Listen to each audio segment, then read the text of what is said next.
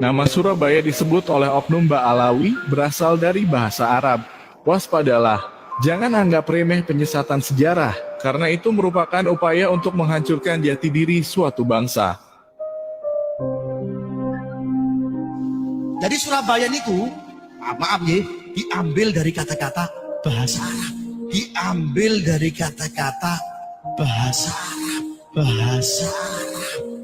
Artinya apa?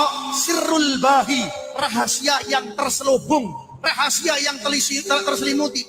Jadi wong-wong biyen niku jenengi Surabaya ndak sembarangan.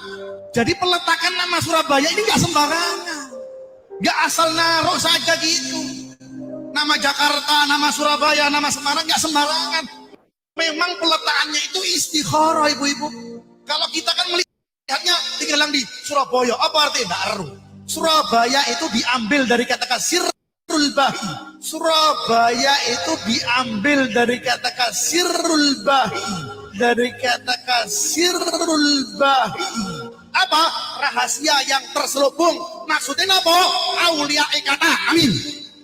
Aulia ake, para wali-walinya banyak, wali-walinya itu terselubung mastur alias tidak banyak orang yang kenal. Makanya mereka memberikan nama, menjadikan namanya Sirrul Bahi. Wong biyen ndak iso mengatakan Sirrul Bahi, tapi mengatakannya dengan nama apa? Surabaya.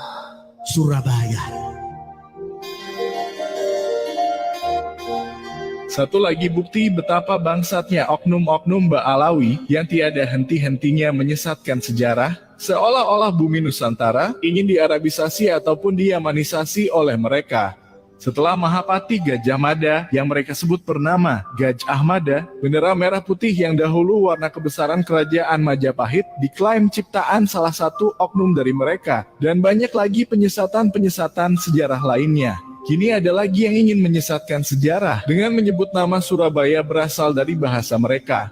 Sungguh ini adalah merupakan penyesatan sejarah yang tidak bisa terus dibiarkan, karena mereka seperti tiada henti-hentinya ingin mengarabisasi ataupun meyamanisasi bumi Nusantara. Terlepas nama Surabaya yang disebut berasal dari sebuah legenda pertarungan antara seekor ikan atau suro melawan seekor buaya atau boyo. Yang jelas nama Surabaya pada kenyataannya tercatat dalam kitab Negara Kertagama yang merupakan pidato dari Raja Hayam Wuruk sang penguasa bumi Nusantara. Nama Surabaya jelas tertulis dalam Negara Kertagama yang ditulis pada daun lontar pada tahun 1365.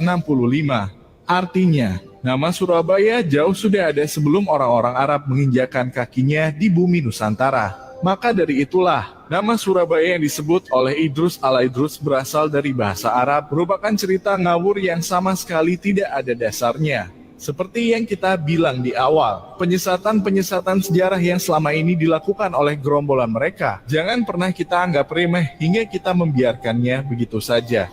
Waspadalah, ini merupakan upaya halus untuk menghancurkan jati diri bangsa kita, karena jika kita sudah kehilangan kebanggaan akan sejarah kebesaran bangsa kita, maka disitulah kita akan sangat mudah dihancurkan oleh mereka.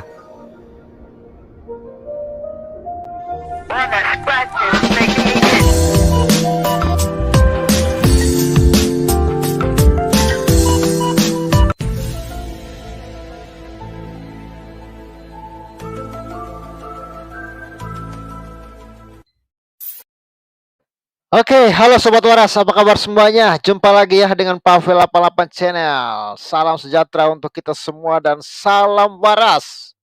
Ya, Yesuslah Tuhan dan Juru Selamat. Percayalah kepadanya supaya engkau tidak binasa karena segala dosa-dosamu. Hanya Yesus yang sanggup bebaskan Anda dari dosa, kutuk, dan maut dan memberikan kepada Anda hidup yang kekal. Di luar Yesus pasti binasa. Amin. Ya Sobat Waras, kali ini kita bahas ya video yang menarik tentang Surabaya. Ya, saya ini muncul di beranda TikTok saya ya. Dia menuliskan begini, benar koplak Habib ini sebut Surabaya berasal dari bahasa Arab. Ya, ini dimuat oleh TikTok @alexandria ya AD 2. Usir turunan Yaman dari NKRI. Ya, ini ya yang posting ya Alexandria D2 ya, dan ini kawan-kawan sudah dikomentari oleh 532 orang dan like-nya sudah 1000 ya. Ya, bahkan yang membagikan 138 ya, dan 80 yang menyimpan video ini. Sobat Waras, Anda bantu viralkan video ini ya. Lihatlah kelakuan-kelakuan mereka yang katanya Habib selalu memutarbalikkan sejarah bangsa ini.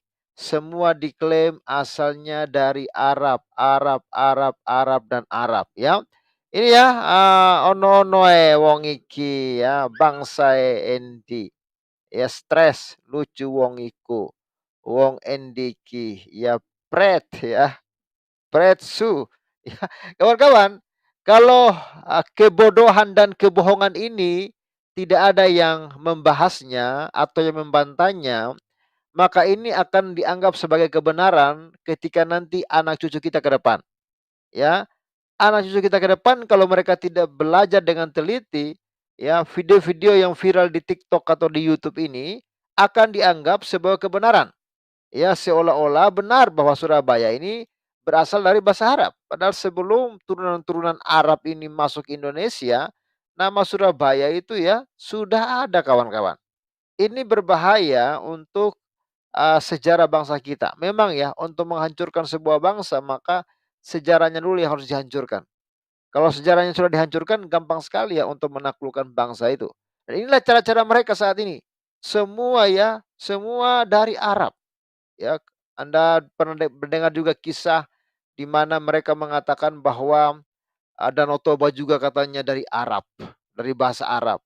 Ya, Gajah Mada, ya, Borobudur, ya, semuanya ya dikatakan ya oleh mereka sebagai milik Arab. Ini berbahaya, kawan-kawan ya. Dan hal seperti ini perlu kita viralkan supaya negara kita ini tidak dibodohi oleh orang-orang yang katanya Habib, ya, bahkan sampai ada yang berkomentar seperti ini, kan sudah mengerikan ini ya. Sampai ada komentar, "Usir keturunan Yaman dari NKRI." Kenapa sampai ada kalimat-kalimat begini?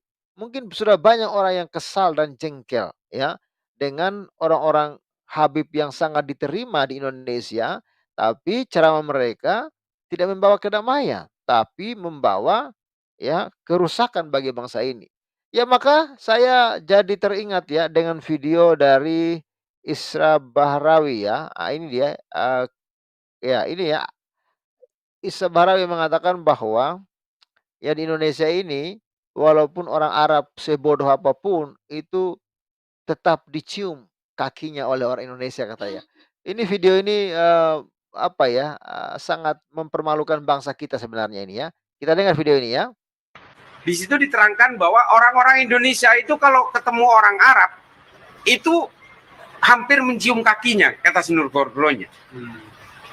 Dan sepintar apapun orang Indonesia kepada orang Arab yang bodoh pun dia tetap mencium kakinya. Bahkan di situ kata Senur Gorgronya, meskipun dia ini orang Arab yang tidak jelas asal usulnya, pun orang Indonesia itu tetap mencium kakinya, kurang lebih seperti itu. Nah, lalu dia memberi saran kolonial Belanda supaya ada bandul politik penyeimbang. Bayangkan, kawan-kawan ya, sampai segitunya digampang. Makanya kita jangan heran ya, air liur saja dari para Habib ini itu menjadi apa ya, mereka berlomba-lomba untuk mendapatkan air liur Habib. Ya, bahkan ketika Habib lewat, mereka cium ya, ada yang dicium di bajunya, di tangannya, macam-macam. Ya, karena apa ya, mereka seperti Pak Isra mengatakan tadi, ya, sebodoh apapun orang Arab itu, orang Indonesia itu katanya pasti mencium ya kakinya. Ini kan sebenarnya sebuah penghinaan ya kepada bangsa kita. Apakah memang kita ini punya derajat yang sangat rendah? Apakah kita ini punya derajat yang tidak ada harganya gitu di depan orang Arab? Sehingga walaupun orang-orang Arab ini ya datang untuk menghancurkan bangsa kita, kita kok sepertinya nggak berani lawan gitu loh. Hanya ada beberapa orang ya yang berani melawan mereka ini. Kawan-kawannya, ini bukan rasis kawan, tapi ini realita ya di bangsa kita ini. Untuk meredam kekuatan-kekuatan sisa Pangeran Diponegoro, ini harus mendatangkan orang-orang Arab dari Gujarat dan Hadramut yang kemudian ketika di Indonesia itu harus disulap bahwa mereka ini habaib, zuriyahnya Nabi. Ketika saya membaca itu, ketika saya kembali ke Indonesia, ternyata saya menemukan itu. Dan saya tuh agak sedikit kaget ketika tahun 2012 saya menghadiri salah satu haul seorang Habib di Empang di Bogor. Nah, dalam pidatonya itu betul-betul menyakitkan buat saya, Kiai. Bahwa kalian ini pribumi, kalian semua ini kalau kami ini nggak datang, buyut-buyut kami nggak datang ke sini, kalian masih menyembah pohon katanya. Nah, ini yang saya betul-betul berontak ketika itu. Saya kaget waktu itu. Nah, dari situlah kemudian saya mulai ada ketertarikan. Ternyata kita semua ini sudah dihipnotis oleh Belanda ya.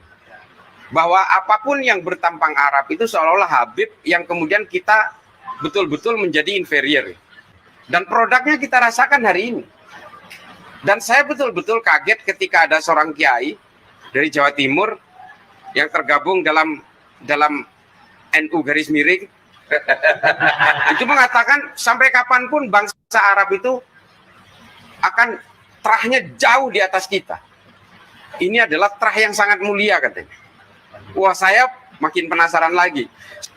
Bahasa dari seorang kiai dari Jawa Timur ini ternyata memang penafsiran sepihak. Dari situ kemudian ketika muncul FPI dengan segala arogansinya, ya jujur saja saya kemudian berusaha ini harus dilawan. Kalau enggak kita itu dijajah oleh dua. Ini kalau enggak kita itu betul-betul akan terus terjajah secara fisik oleh Belanda sudah selesai, tapi terjajah secara pemikiran oleh kelompok-kelompok orang yang masih terpengaruh oleh penjajahan fisiknya Belanda. Ya, memang inilah ya kawan-kawan ya tugas kita untuk melawan ya orang-orang yang mengaku Habib tapi mereka ini hanya datang untuk merusak bangsa kita ini, merusak budaya kita, ya merusak negara kita, bahkan katanya Surabaya dari bahasa Arab ya. Ini ada tuh video menarik lagi ini ya.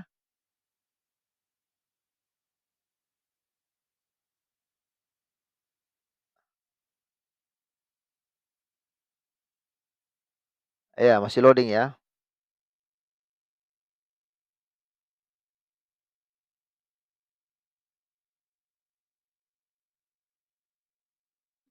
Oke, sambil menunggu kita videonya masih loading ini ya. Pak, kalau berbicara tentang penghormatan kepada habaib, hanya ulama NU yang menyuruh kita itu untuk menghormati para habaib. Di negara lain biasa aja tuh ketemu Habib. Serius, saya udah berkeliling Pak ke banyak negara. Saya ke Afrika berkali-kali, ke Asia Selatan, Asia Tenggara, Asia Amerika Selatan. Saya tinggal di Amerika 5,5 tahun. Semua biasa aja, hanya di Indonesia. Karena apa?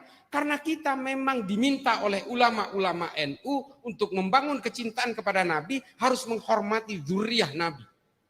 Ini diajari kepada kita semua. Tapi hari ini apa? Oknum-oknum habaib justru mencaci maki ulama NU.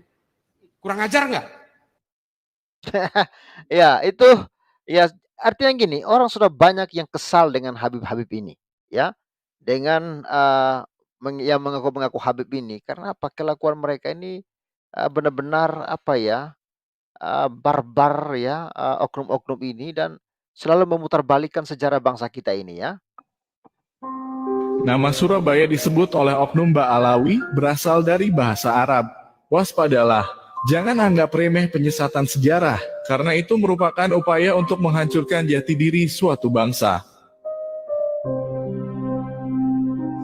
Jadi Surabaya niku, maaf ya, diambil dari kata-kata bahasa Arab. Diambil dari kata-kata bahasa Arab kata dia ya. Diambil dari kata-kata Nanti saya akan tunjukkan kepada saudara sedikit sejarah dari Surabaya itu seperti apa. bahasa Arab. Bahasa Arab. Artinya apa? Sirrul bahi, rahasia yang terselubung, rahasia yang terselimuti. Jadi wong-wong biyen niku jenengi Surabaya ndak sembarangan. Jadi peletakan nama Surabaya ini nggak sembarangan. Nggak asal naruh saja gitu. Nama Jakarta, nama Surabaya, nama Semarang nggak sembarangan. Memang peletakannya itu istikharah ibu-ibu. Kalau kita kan melihatnya tinggal di Surabaya, apa artinya? Nggak eruh. Surabaya itu diambil dari kata-kata sirrul bahi. Surabaya itu diambil dari kata-kata sirrul bahi. Dari Zirul Bay ya.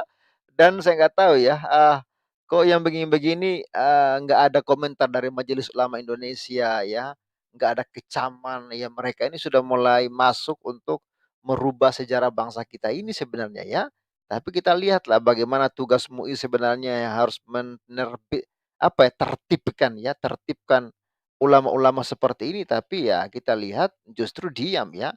Giliran Panji Gumilang yang lurus-lurus saja ya mungkin berbeda caranya dengan mereka langsung marah, sedangkan orang yang jelas-jelas menipu umat, menipu rakyat, merubah sejarah ya, tapi tetap aja diberikan kebebasan untuk ceramah ya. Coba kita lihat bandingkan ya, pernyataan Habib yang koplak tadi ini ya dengan sejarah, Surabaya sendiri itu apa sih gitu kan ya. Cerita sejarah kota Surabaya ini kental dengan nilai pahlawan. Sejak awal berdirinya kota ini memiliki sejarah panjang ya yang terkait dengan nilai-nilai heroisme. Istilah Surabaya terdiri dari kata sura, berani, dan baya, bahaya. Bayangkan ya, bandingkan dengan pernyataan si Habib tadi ya. Yang kemudian secara hurufiyah diartikan sebagai berani menghadapi bahaya yang datang. Nilai kepahlawanan tersebut salah satunya ya mewujud dalam peristiwa pertempuran antara Raden Wijaya dan pasukan Mongol pimpinan Kubilai Khan di tahun 1293. Apakah di tahun ini sudah nongol itu Arab-Arab ke Indonesia? Ya kan? Begitulah, begitu bersejarahnya pertempuran tersebut sehingga ya tanggalnya diabadikan menjadi tanggal berdirinya kota Surabaya yaitu 31 Mei ya. Heroism heroisme ya, masyarakat Surabaya paling tergambar dalam pertempuran 10 November 1945. Arek-arek Surabaya ya sebutan untuk orang Surabaya dengan berbekal bambu runcing berani melawan pasukan sekutu yang memiliki persenjataan canggih. Puluhan ribu warga meninggal membela tanah air. Peristiwa heroik ini kemudian diabadikan sebagai peringatan Hari Pahlawan sehingga membuat Surabaya dibeli sebagai dilabeli kota pahlawan. Sejarah Surabaya juga berkaitan dengan aktivitas perdagangan. Secara geografis Surabaya memang diciptakan sebagai kota dagang dan pelabuhan. Surabaya merupakan pelabuhan gerbang utama Kerajaan Majapahit. Letaknya yang di pesisir kota Pulau Jawa membuatnya berkembang menjadi sebuah pelabuhan penting di zaman Majapahit pada abad ke-14. Berlanjut pada masa kolonial, ya, berarti apa? Nama Surabaya ini sudah ada sebelum masa kolonial, kawan-kawannya. Lalu wong Arab ini ya kapan sampai ke Surabaya? Ya, masa kolonial ya, letak geografisnya yang sangat strategis membuat pemerintah kolonial Belanda pada abad ke-19 memposisikannya sebagai pelabuhan utama yang berperan sebagai collecting ya center dari rangkaian terakhir kegiatan pengumpulan hasil produksi perkebunan di ujung timur Pulau Jawa yang ada di daerah pedalaman untuk diekspor ke Eropa. Ini sejarah singkat Surabaya yang sama sekali tidak ada kaitannya dengan Arab, apalagi Arab Yaman. Kok bisa-bisanya ya Habib ini mengatakan bahwa ya Surabaya itu adalah dari bahasa Arab.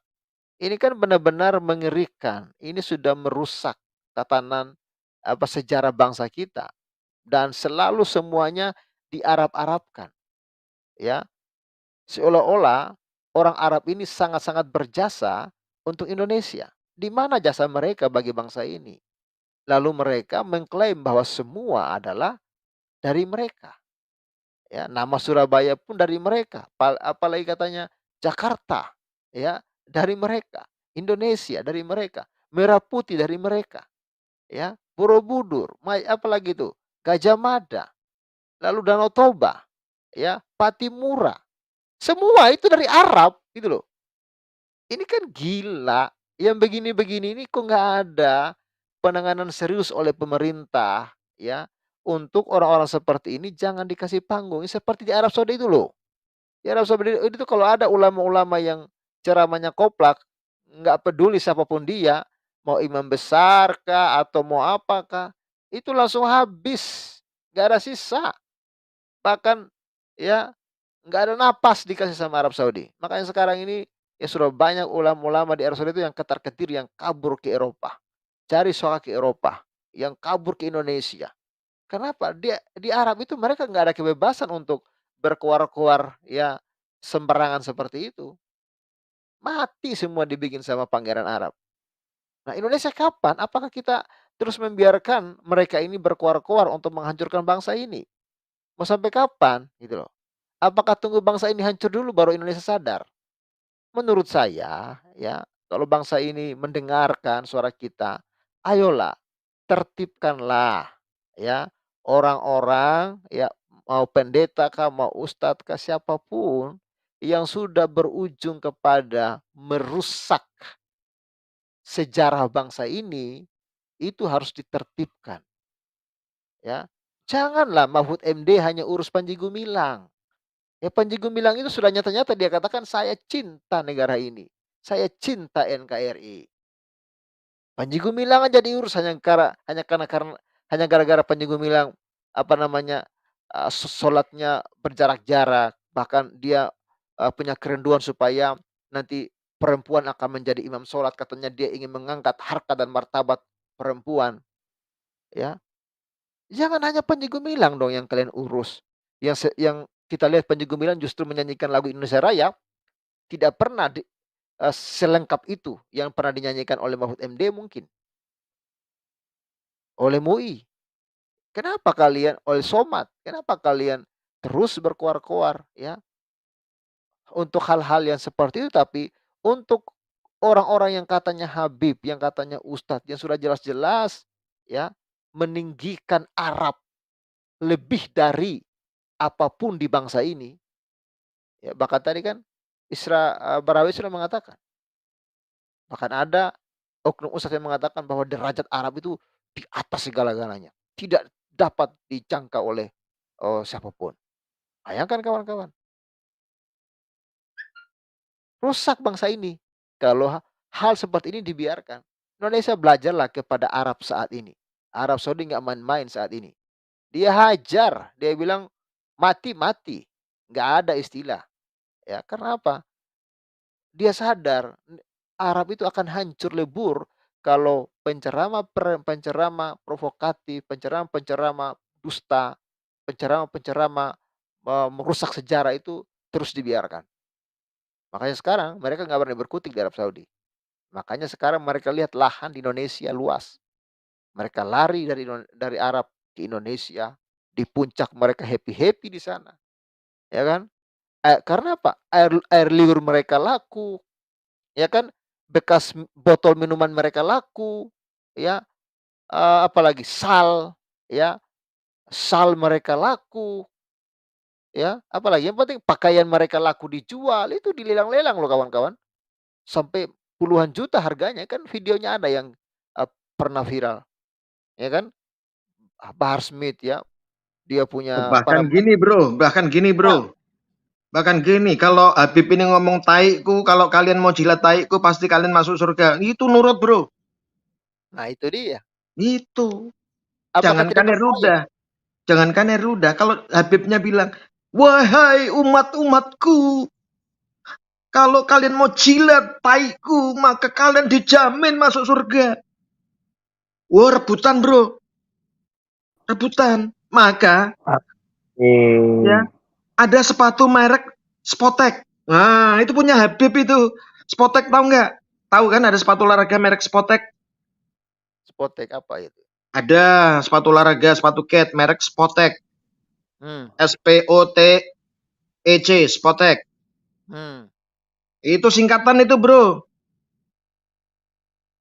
Apa singkatan itu, Bro? Sepotong tai kering. Ya ampun.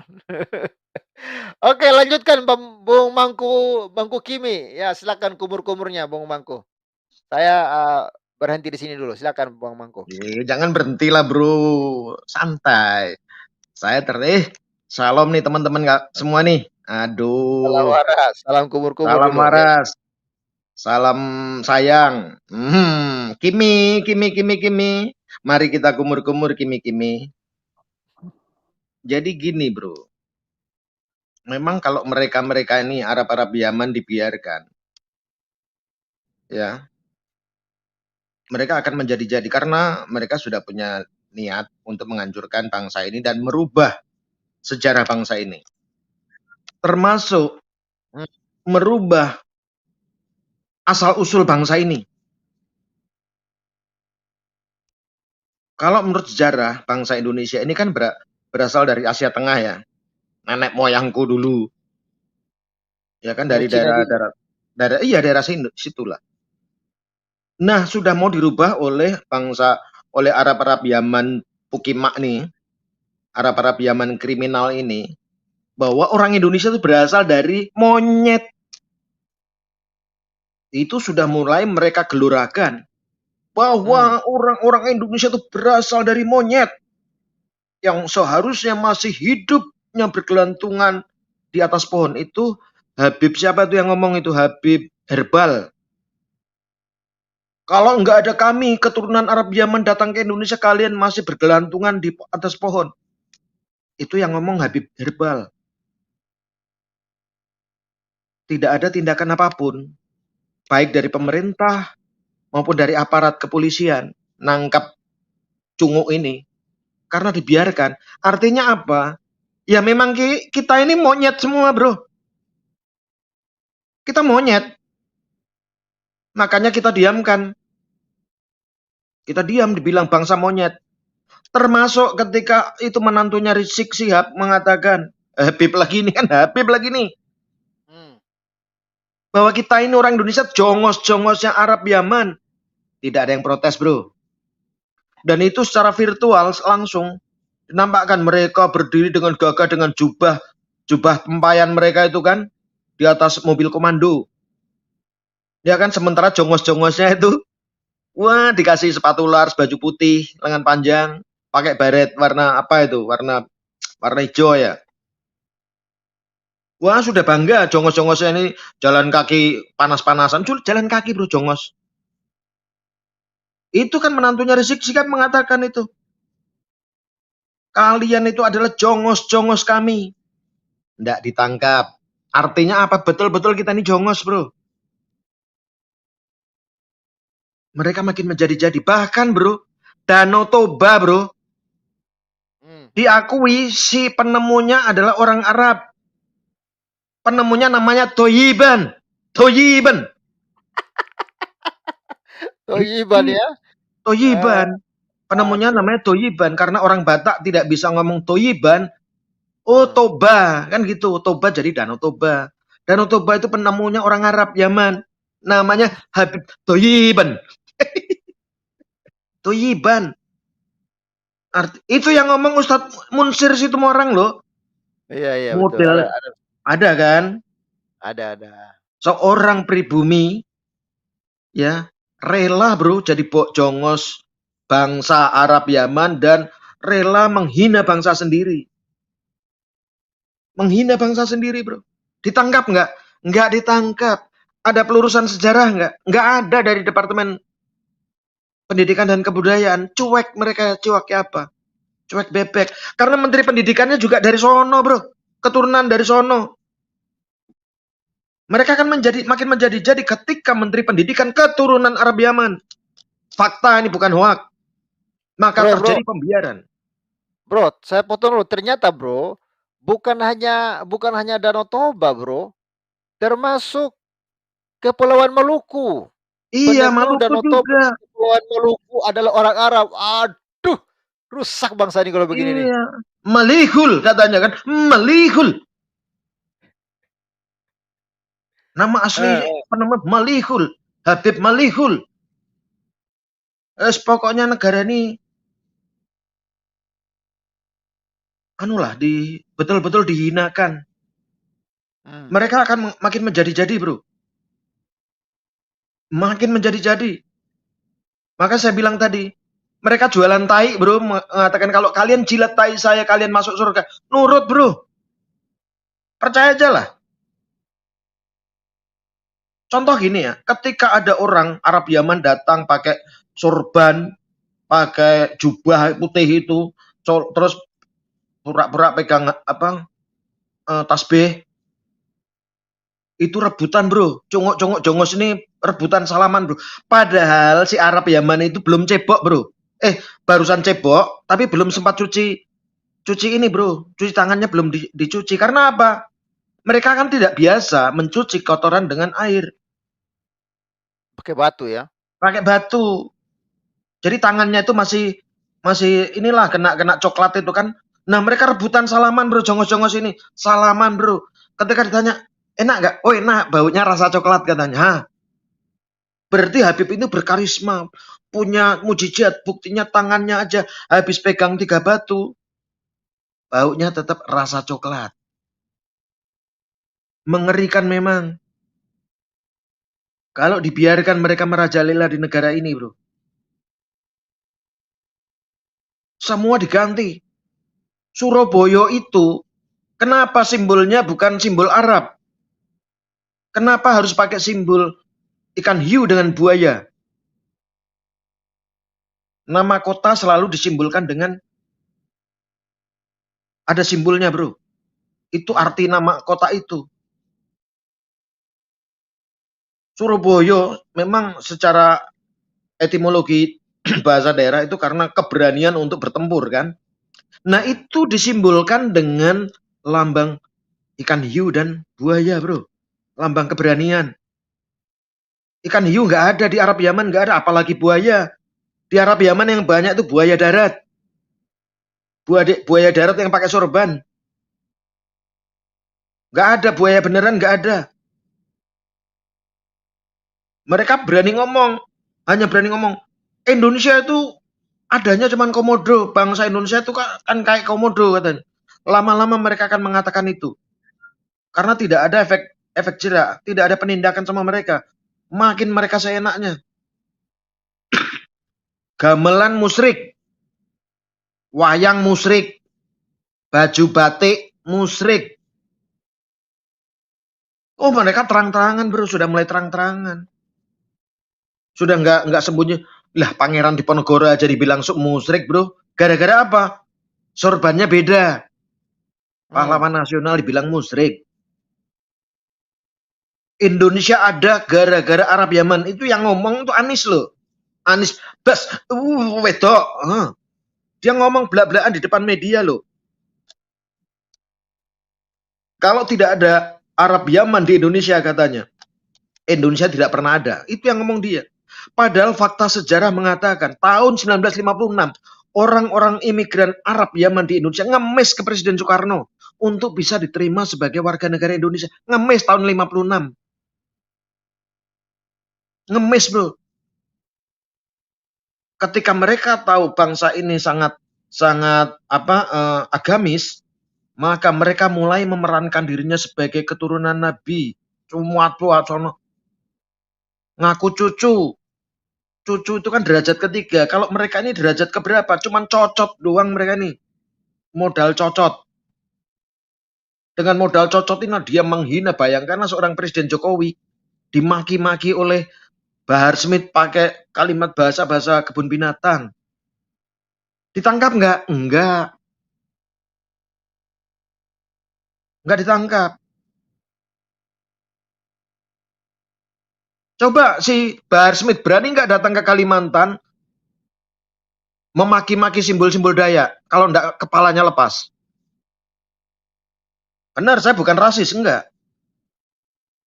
Karena di beberapa suku simbol-simbol itu sangat dihargai. Berani nggak dia datang ke Kalimantan terus maki-maki seperti apa yang dilakukan oleh Edi Mulyadi? Maki-maki simbol-simbol Dayak. Kalau nggak lepas kepalanya, kan gitu. Tapi yang herannya kita aparat negara kita diam aja melihat sepak terjang Arab-Arab Yaman celaka ini, merusak bangsa ini, menghina bangsa ini. Kita marah bro. Saya sebagai warga Indonesia asli marah. Cuman saya tidak punya kewenangan untuk menindak. Masih ada rambu-rambu KUHP yang menghalangi niat kita. Kalau tidak bro, habis mereka ini. Mereka seenaknya kok menganggap kita apa? Binatang. Sebagai contoh, kasus kerusuhan anti Arab tahun 81 di Semarang. Solo dan Magelang. Gara-gara apa? Pembantu rumah tangga, bro. Digilir satu keluarga. Sama siapa? Arab-Arab, keturunan Arab. Apakah Sejarah ini mau itu ya. kita biarkan? Oh, itu fakta kok. Karena saya ikut demonya waktu itu. Hmm. Iya, saya masih SMA waktu itu.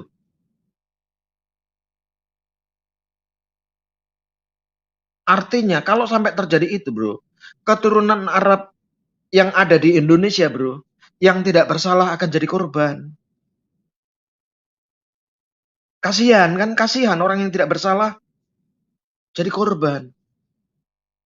Mereka keluar-keluar menghina bangsa Indonesia, Arab-Arab Yaman ini. Tapi coba pertanyaannya, ada nggak atlet-atlet Indonesia berdarah keturunan Arab Yaman mau membela Indonesia dalam kancah pertandingan olahraga internasional? Nggak ada yang mau, bro. Dan nggak ada yang bisa. Mereka nggak akan bisa olahraga. Karena apa? Kerja mereka ya cuman itu, nggak pakai celana dalam. Makanya mereka pakai jubah itu terus. Mereka jagoan masalah si otong aja, bro. Taruhan lah itu jubah, mereka nggak pakai celana dalam sama sekali.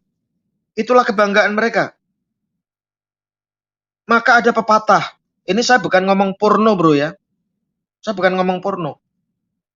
Antara ngaca dan ngaceng.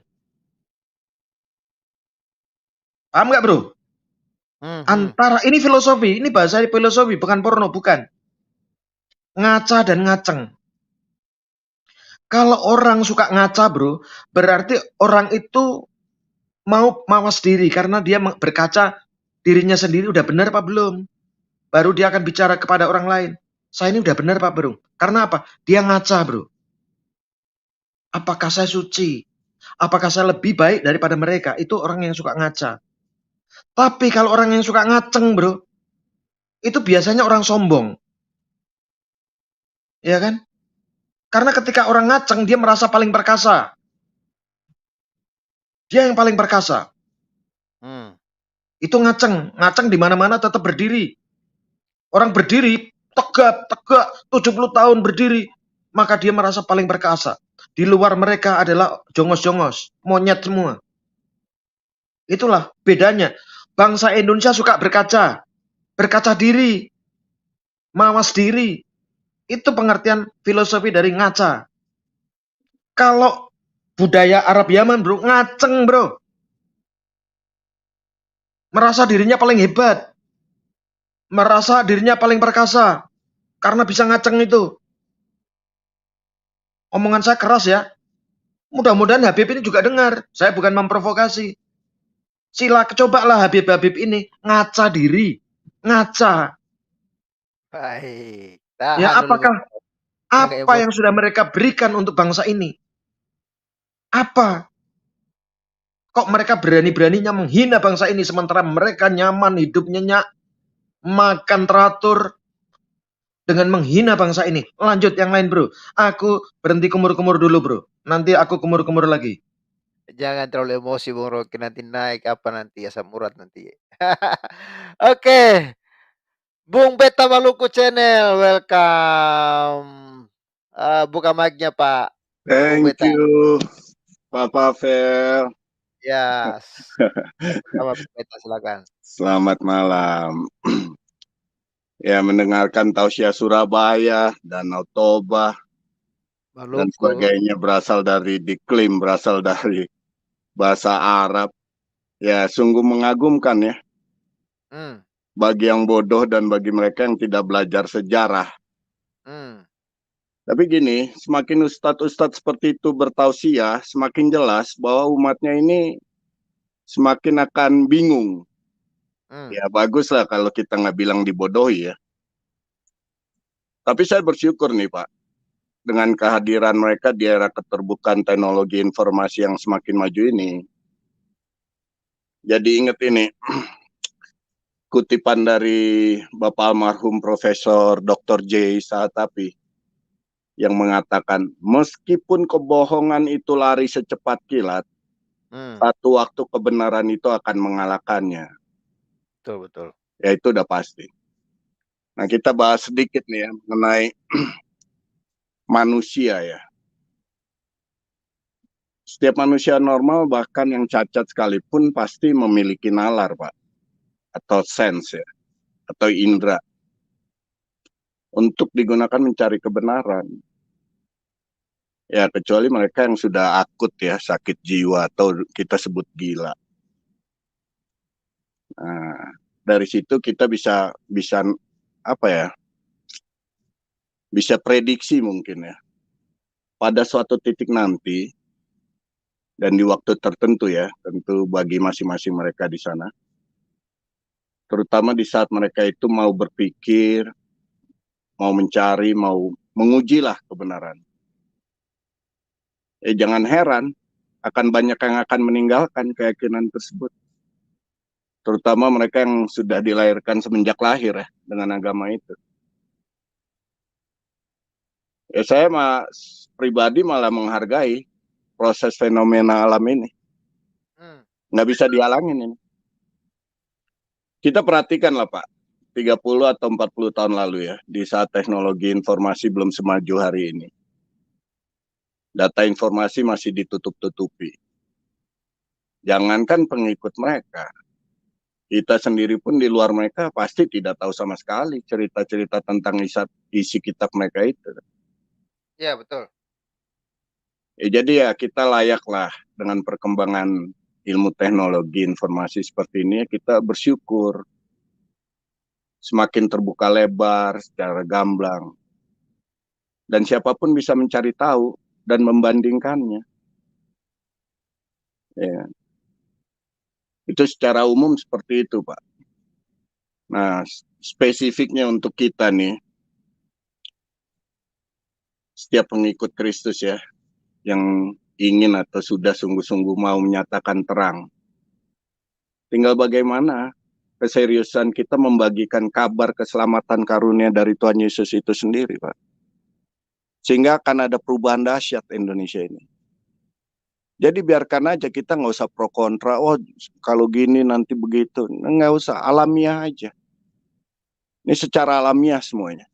Sehingga tidak perlu ada bebenturan, tidak perlu ada argumen yang menohok ego masing-masing, nggak usah. Ini alamiah, Pak.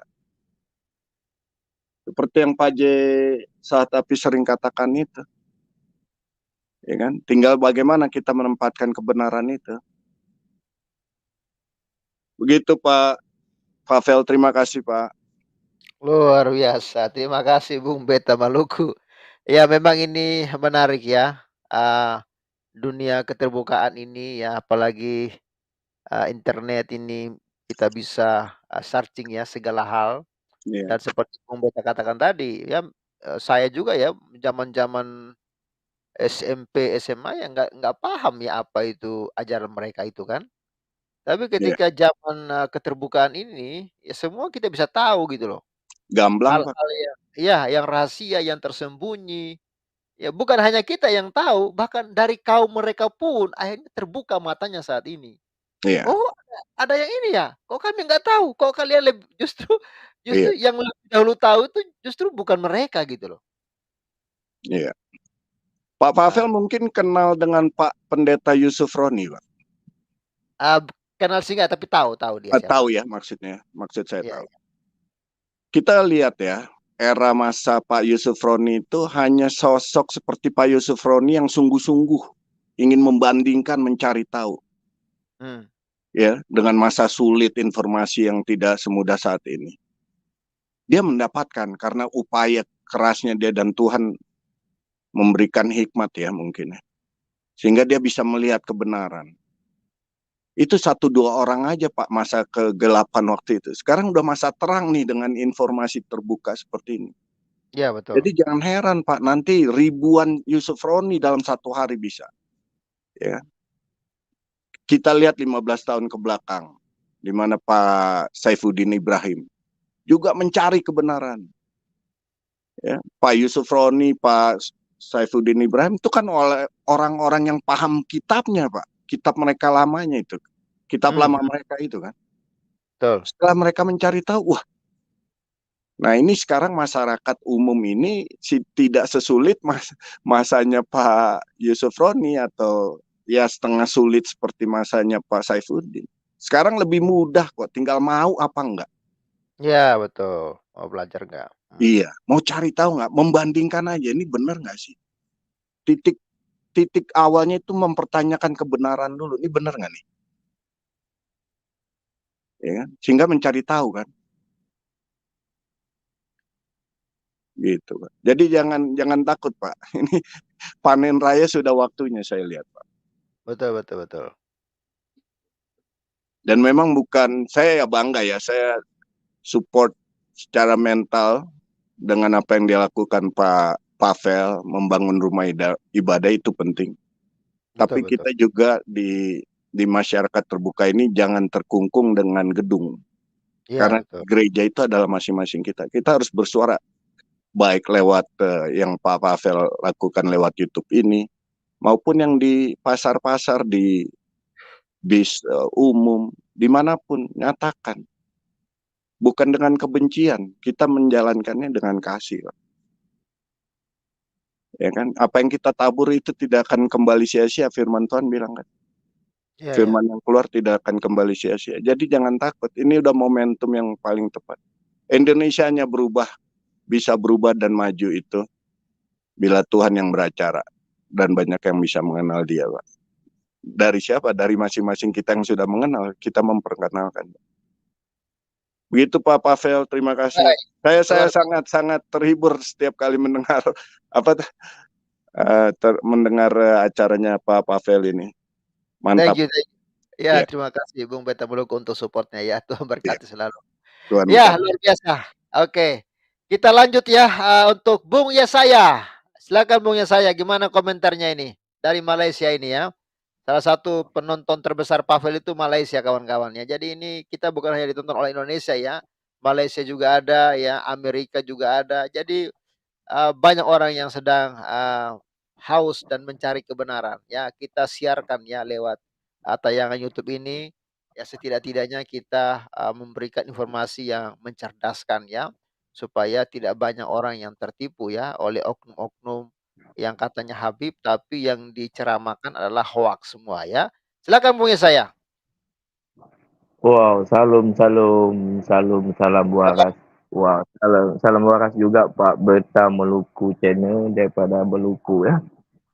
Juga Salam kenal. saya sebelum salam kenal kita dalam seiman ya. Ya, Amin. kalau bagi sebelum saya teruskan hujah saya bahwa ada kalau saya melihat Mangku Langit yaitu Rocky Gumdum itu selalu dikomen kejam tapi mengasihi. Kata orang Malaysia di situ. Kejam tapi sangat mengasihi.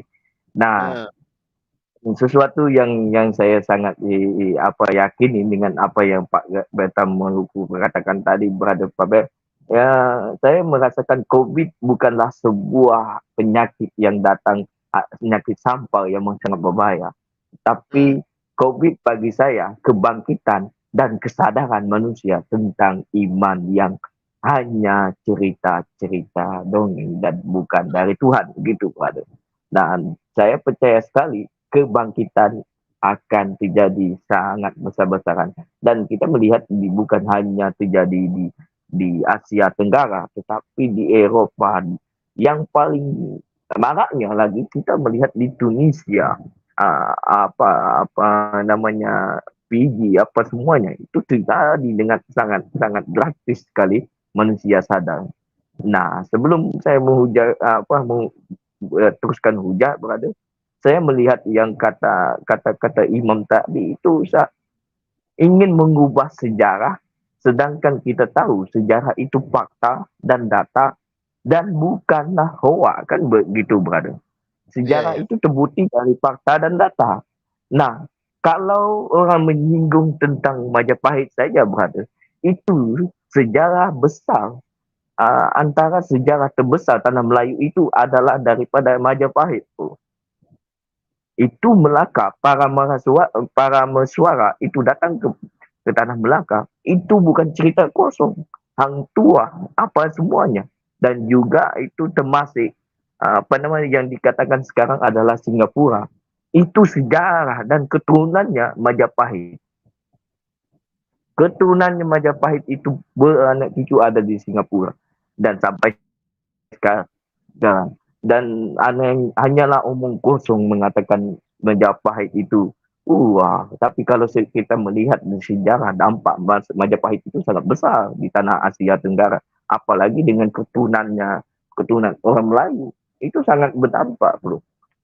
Nah, tapi kalau saya melihat yang ke sisi yang lain, kalau saya ingin menyinggung sedikit Panji Gumilang itu, kalau saya melihat itu ada dampaknya sebuah politik yang ingin mendirikan negara khilafah di Indonesia, tetapi takut akan terbongkar oleh Panji Gumilang yang ingin membongkar segala apa di dalamnya. Gitu.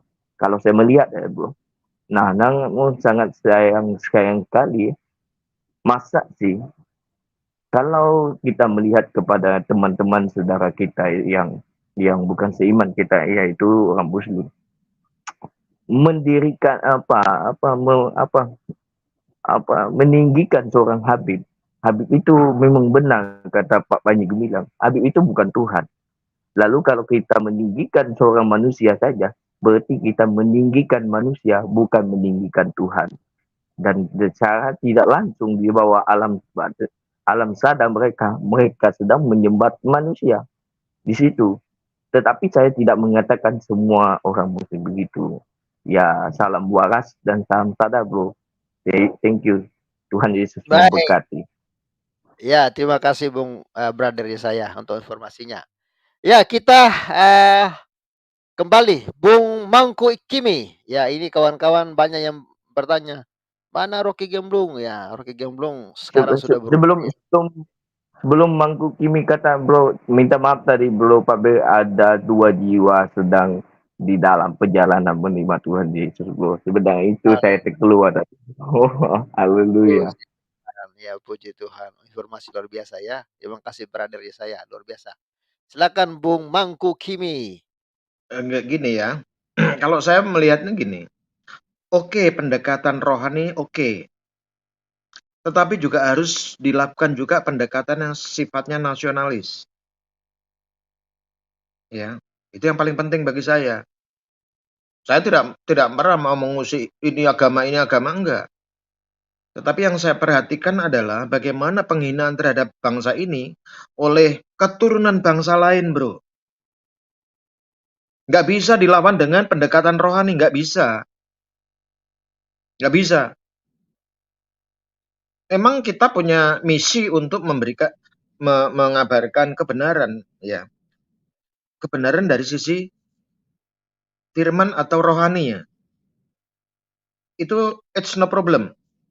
Tetapi untuk menghadang laju penghinaan terhadap bangsa, merendahkan martabat bangsa ini, wajib juga dilakukan secara nasionalis.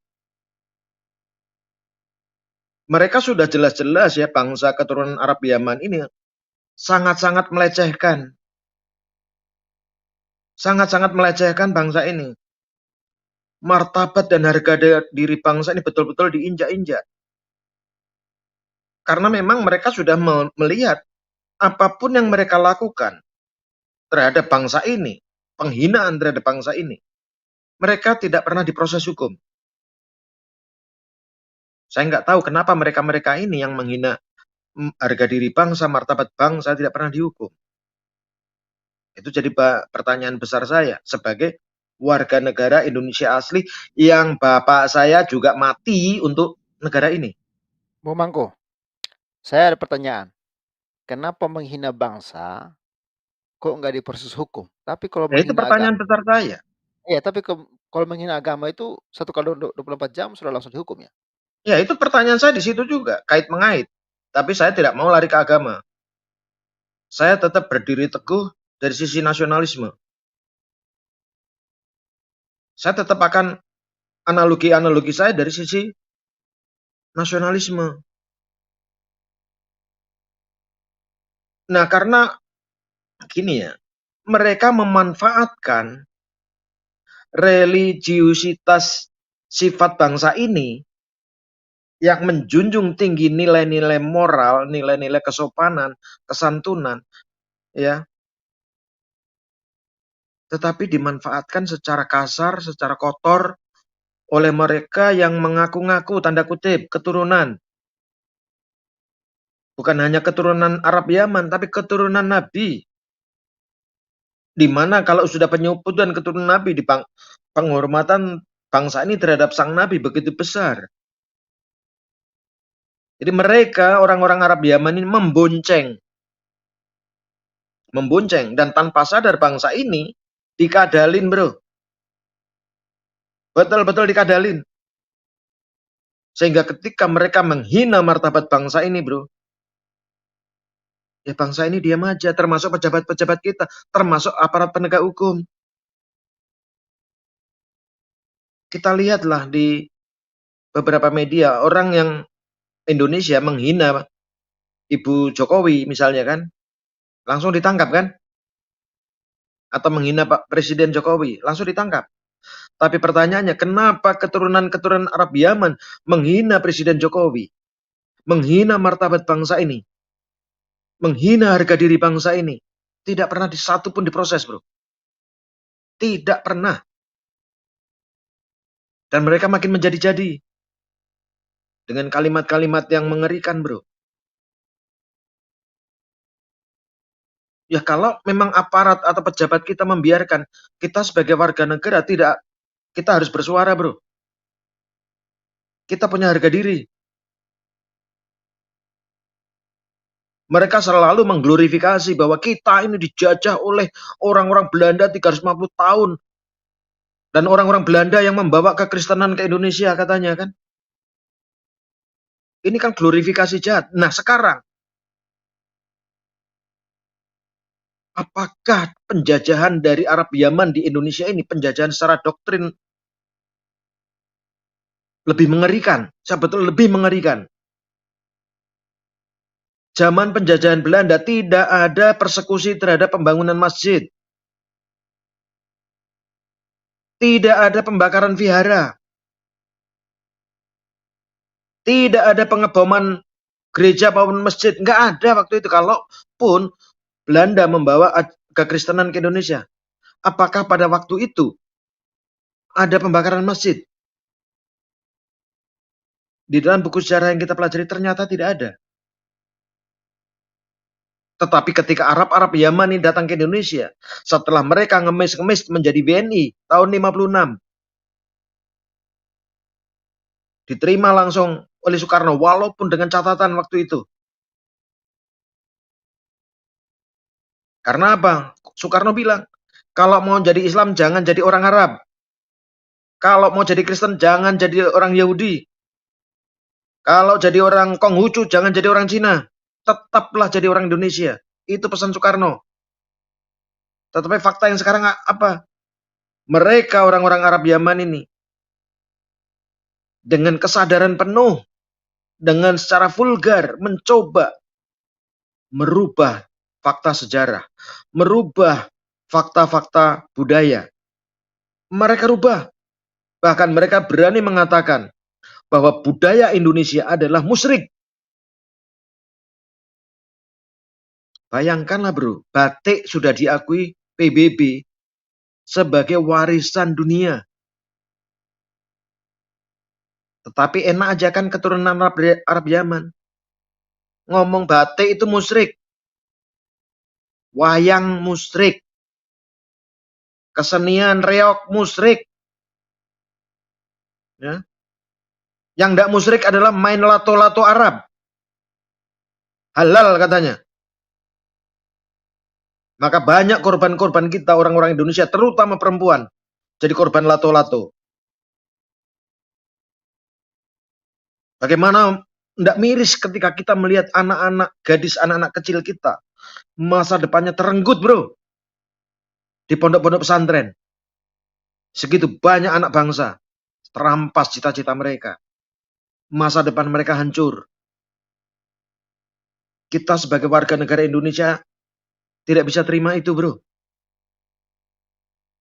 Pertanyaannya, ada ndak Habib-Habib ini mengecam perilaku ya pemuka agama yang sudah merusak masa depan anak bangsa ini.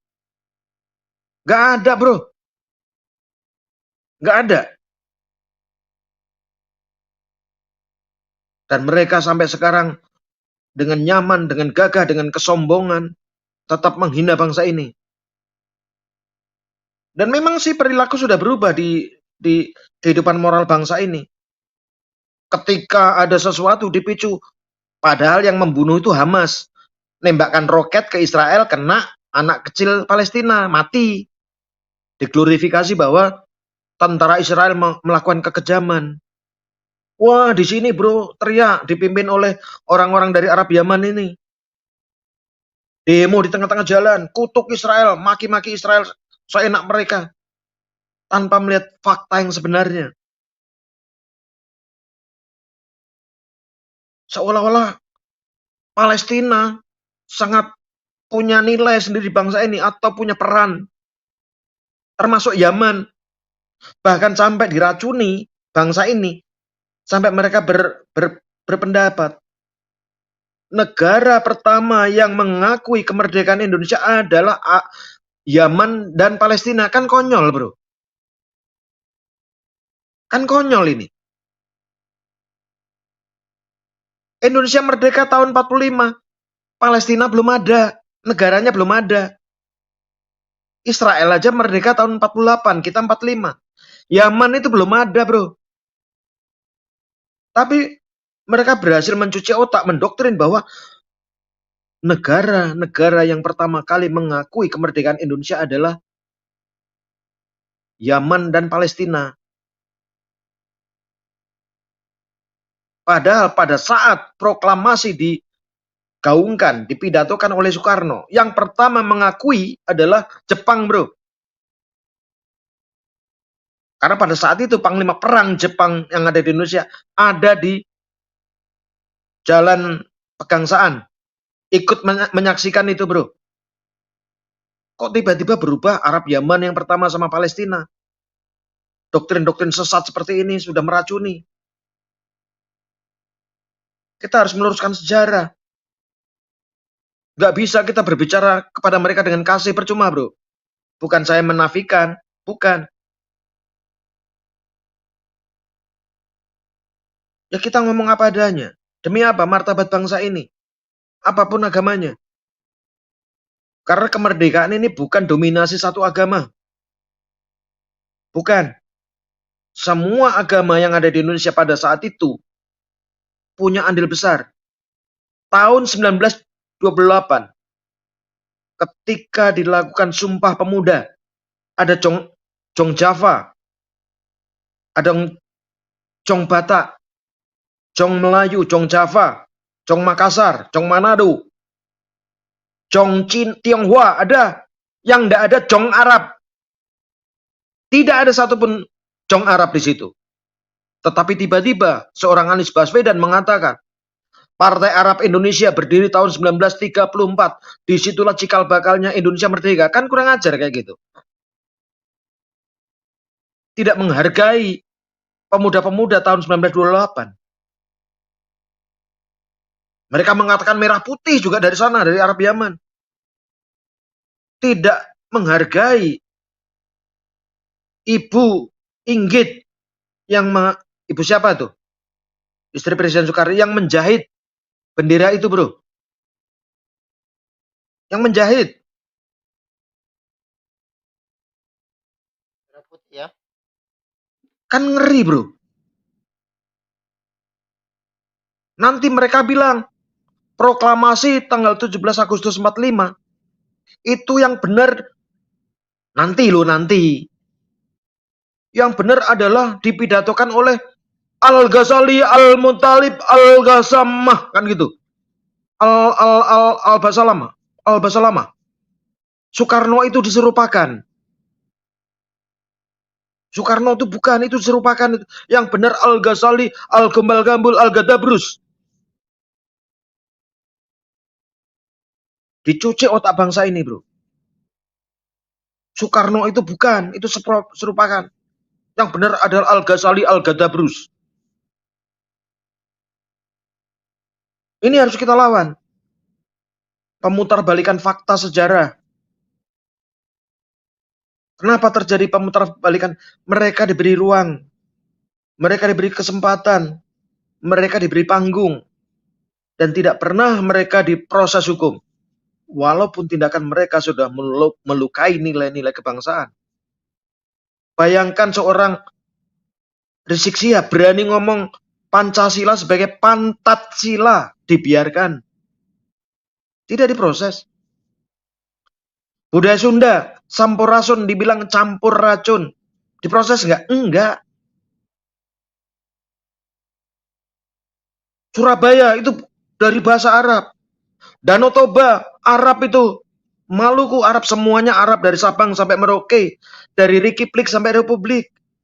Semua Arab.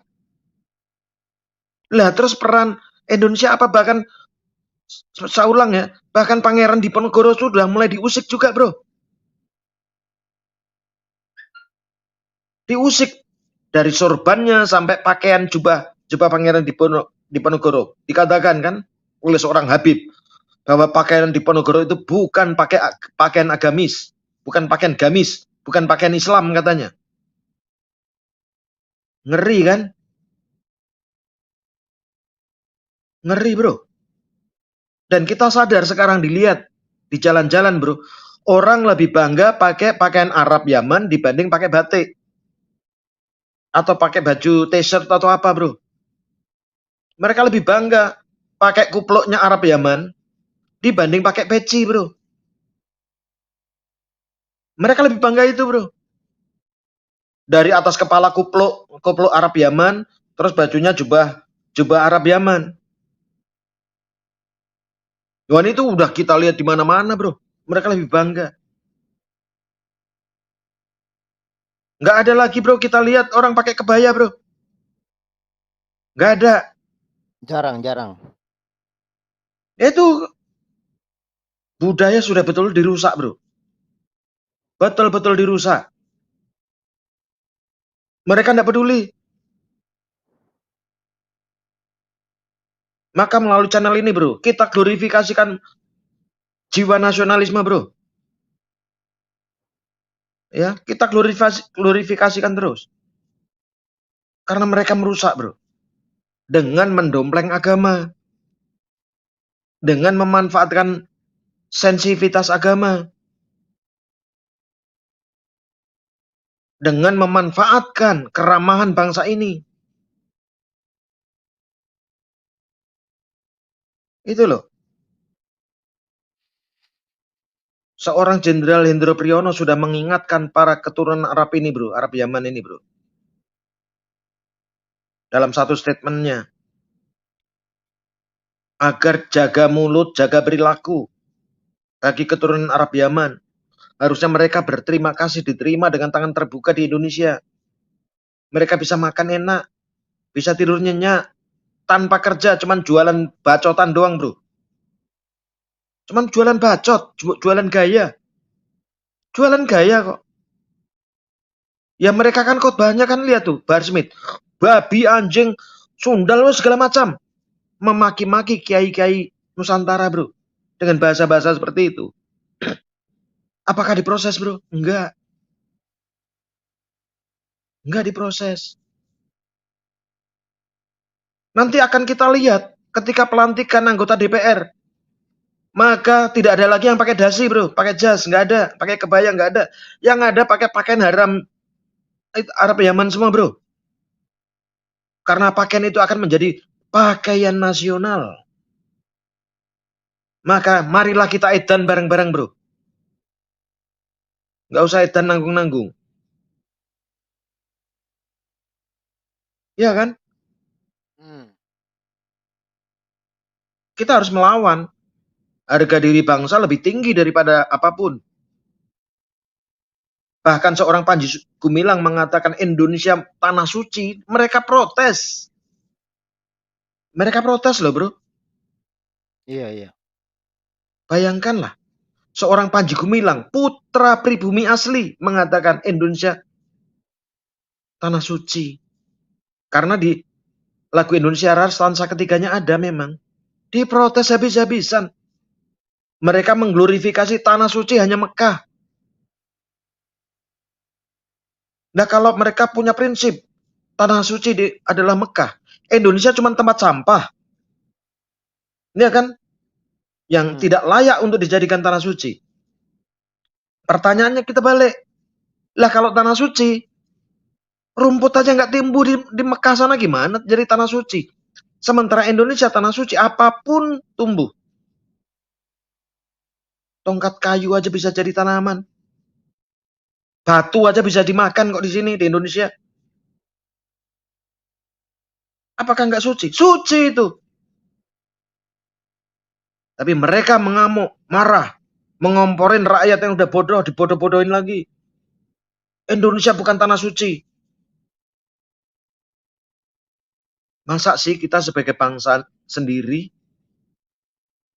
mengatakan bahwa tanah negara saya adalah negara tumpah darah saya adalah tanah suci saya? Nggak boleh. Kan sama seperti kita bilang, bro. Home, ada istilah home sweet home. Rumahku adalah istanaku. Kok orang Yaman yang protes? Kok orang Arab yang protes? Kan ada kan istilah home sweet home kan? Rumahku adalah istanaku. Oh tidak, istana itu di Arab sana. Rumahmu ya rumah, bukan istana.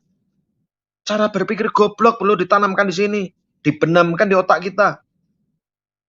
Kalau kita ngelawan, wah makin dibully. Nggak boleh bertanya. Bahkan mereka sudah mengatakan, belak-belakan. Di salib ada jin kafir, diproses nggak? Enggak.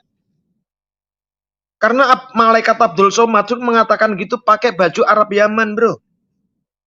Coba kalau Abdul Somad ngomong kayak gitu, di salib ada jin kafir, dia pakai celana jin. Tetap gitu proses, bro. Tapi karena dia pakai baju Arab Yaman, oh suci. Nggak bakalan diproses. Mereka kan cuma modal bacot sama baju, bro. Bagaimana mungkin ada namanya malaikat Abdul Somad yang bisa menentukan siapa yang masuk surga, siapa yang masuk neraka? Tapi itu dibilang bukan ajaran sesat. Bukan. Aku bertanya sama Abdul Somad, malaikat Abdul Somad. Anwar Abbas masuk surga atau masuk neraka? Pak ini didengar Abdul Somad, malaikat Abdul Somad. Terus anggota MUI yang ditangkap Densus 88 itu masuk surga atau masuk neraka? Woi malaikat Abdul Somad. Ente malaikat Abdul Somad bisa nentukan siapa yang masuk neraka, masuk surga. Sementara ente aja, antum, masuk Singapura aja ditolak. Masuk Singapura ditolak. Tapi Anda dengan gagah berani bisa menentukan si A, si B yang masuk surga atau neraka. Non-muslim semua masuk neraka. Tidak ada satupun yang masuk surga. Lah kalian tuh berdoa sampai sekarang mendoakan nabimu supaya masuk surga. Sampai sekarang kalian doakan supaya masuk surga. Artinya apa? Malaikat Abdul Somad kan menghina sang nabi. Iya kan? Menghina itu namanya menista. Kalau udah yakin masuk surga sang nabi, ya ngapain juga didoakan lagi? Karena beliau sudah ada di surga. Doakanlah dirimu sendiri supaya lebih baik. Karena ajaran Nabi seperti itu. Jangan merasa sombong sendiri. Makanya tadi saya bilang ada filosofi ngaca dan ngaceng. Ngaca lo, ngaca. Supaya apa? Mawas diri. Ngaca itu adalah bentuk mawas diri, bro. Ngaca. Kalau ngaceng, bro, itu bentuk kesombongan, bro. Gitu, bro. Lanjut, bro. Kumur-kumurnya, bro. Iya, luar biasa ya. Bung Rocky ya. Apa namanya? Ya mungkin agak keras ya apa yang dikatakan oleh Bung Rocky ya, tapi semoga kawan-kawan mencerna dengan baik ya. supaya kita sama-sama belajar untuk mencintai tanah tanah air kita, mencintai negeri kita. Jangan sampai kita lebih mencintai negeri orang, tetapi kita secara tidak langsung menghina negeri kita, tempat kita lahir, tempat kita makan, tempat kita minum, tempat kita tidur, tempat kita hidup, bahkan tempat kita dikuburkan nanti di sini. Jangan sampai negeri ini tidak dihargai oleh anak bangsanya sendiri, karena anak bangsanya lebih mencintai negeri orang daripada negeri sendiri. Malu, ya. Gitu. Oke, Bung Betamuluku ada tambahan silakan Bung Betamuluku sebelum kita, akhiri, live malam hari ini. Ya betul itu dengan apa yang dikatakan Bung Rocky. Jangankan ke surga, masuk Singapura aja ditolak. Betul. Itu betul ya. Tinggal bagaimana pengikut mereka lebih fokus menggunakan nalar mencari kebenaran, Pak. Itu pesan saya terakhir. Dan Indonesia ini akan jadi perubahan besar kalau sudah banyak yang menerima Tuhan Yesus ya. Tapi secara negara harus tetap dipisahkan antara politik negara dan agama. Agama itu tidak bolehlah ditaruh tempat di dalam politik negara. Contohnya udah banyak lah. Syria berantakan, Afghanistan berantakan, Irak berantakan, ya. Pakistan pun udah terbelakang, Bangladesh apalagi. Jadi untuk kekayaan yang kita miliki di Indonesia ini kalau mau diatur untuk kesejahteraan masyarakat luas, memang sudah harus dimulai dengan politik produktivitas, Pak. Yang bisa mensejahterakan rakyatnya, bukan politik agama. Terima kasih Pak Pavel, semangat terus. Terima kasih Bung Betamuluku. Ya. Bung Mangku Kimi terima kasih ya komentarnya dan kawan-kawan yang di live chat terima kasih. Kalian semua adalah orang-orang yang mensukseskan acara ini ya, karena tanpa kalian, menyaksikan dan membagikan video ini, maka tayangan ini tidak akan berarti apa-apa. Oleh karena itu bantu viralkan, bagikan satu orang ya ke satu, platform ya baik WhatsApp, Facebook, atau dimanapun. Semoga dengan ketika Anda membagikan ini, semakin banyak lagi yang waras tentunya dan Tuhan Yesus memberkati kita semua. Selamat malam, selamat istirahat. Malam Pak Pavel. Bye-bye, shalom. Bye-bye.